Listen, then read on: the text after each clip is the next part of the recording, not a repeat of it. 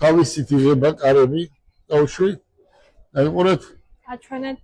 აი მოდი აჩვენეთ მოსახლეობას და ეს არის ვისაც გაუგია მაიბახი, აბა Mercedes-ის ახალი მაიბახი სხვა სახელით, მაგრამ მსგავსი ავტომობილი ჯერ სოფლიოში არავის არ გამოუშვია თავისი მონაცემებით.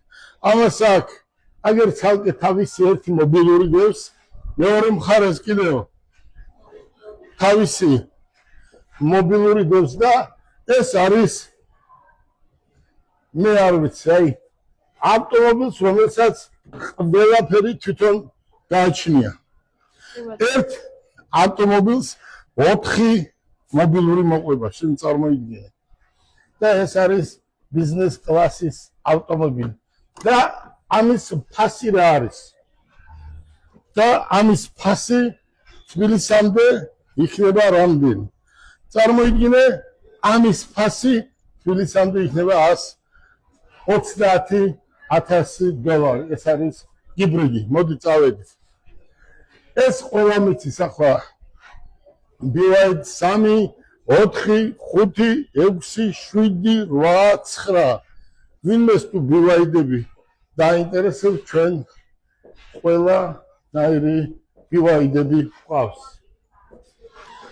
ეს ავტომობილიც არის, რომელიც ადგილზე ტრიალებს და ეს არის კიდევ ძალიან მაგარ ფასში დაახლოებით $70,000-დან $80,000 ეს კიდევ არის სხვადასხვა ერთი და იგივე კომპანია, გამიგე ერთი და იგივე კომპანია აწარმოებს. ეს არის BYD-ში შემავალი ავტომობილები და ეს არის ჩვენი ახალი მეორე შოურუმი დუბაიში და დარწმუნებული ვარ, მოდი Rolls-Royce ვაჩვენებ კიდევ. Rolls-Royce ვაჩვენეთ და ვაჩვენოთ მაიბახი. აი მაიბახი. ნამდვილად უნაკლო მანქანა. აი ნინი ამაზე უკეთესი მანქანა დადის საქართველოში. ამაზე არ მინახავს. მე ჯერ არ შემხვედრია. ასეთი ავტომობილი საქართველოში არ დადის.